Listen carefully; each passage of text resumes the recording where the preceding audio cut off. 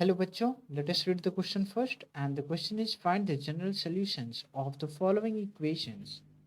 Tan 2x by 3 is equal to root 3. Okay, so to solve this question, first of all, we'll write some key concept here.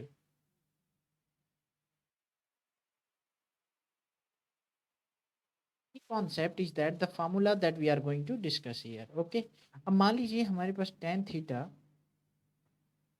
Is equal to tan alpha given हो, ठीक है, और हमें general solution find करने को बोला जाए तो हम कैसे करेंगे? उसके लिए फॉर्मूला होता है theta is equal to n pi plus alpha, ठीक है, जहाँ पे थीटा क्या होता है? थीटा ये वैल्यू होता है कंपैरिजन के बाद, और अल्फा ये वैल्यू है कंपैरिजन के बाद, but n always belongs to the Z, ठीक है। तो एन की वैल्यू कहाँ से कहाँ तक वेरी कर सकती है?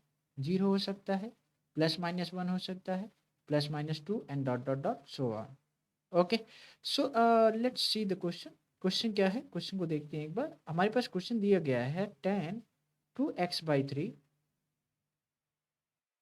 इक्वल टू रूट थ्री, ठीक है, ये हमारे पास क्वेश्चन है। अब क्वेश्चन को सबसे पहले हमें ये देखना होगा कि tan रूट थ्री कब देता है, किस वैल्यू के लिए, किस एंगल के लिए tan रूट थ्री देता है, ठीक।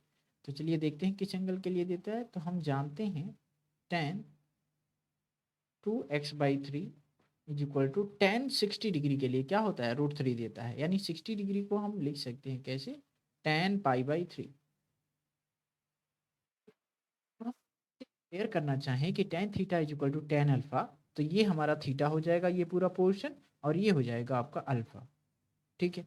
अब हम क्या करेंगे कि यदि थीटा और अल्फा हमने फाइंड आउट कर लिया है, यदि 2x/3 यदि लिखना चाहें तो हम लिख सकते हैं ऐसे, और अल्फा को यदि लिखना चाहें तो π/3 लिख सकते हैं, ठीक है। अब हमारे पास इक्वेशन दिया गया है theta is equal to n pi plus alpha, तो यहाँ पे हम वैल्यू को सब्सटीट्यूट कर देंगे।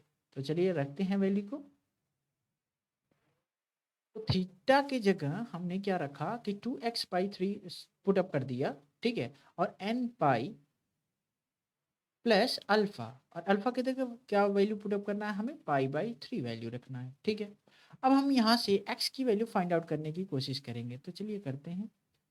तो ये आपका था 2x/3 था, that is equal to n pi. यदि हम चाहें तो यहाँ से पाई कॉमन ले सकते हैं, ठीक है, चाहें तो पाई कॉमन ले सकते हैं, और n+1/3 होता है, ठीक है। अब हम 3 से क्रॉस मल्टीप्लिकेशन करेंगे और देखते हैं क्या मिलता है हमें। तो यदि ये मल्टीप्लिकेशन करने के बाद हमें मिलता है 3π/2 और n+1/3, ठीक।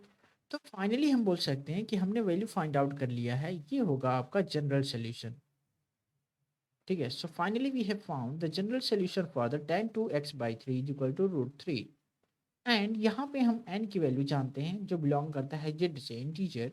तो n की वैल्यू यदि हम रखना चाहें तो जीरो रख सकते हैं, प्लस माइनस वन रख सकते हैं, और plus minus two dot dot dot ऐसे आगे वैल्यू रखा जा सकता है।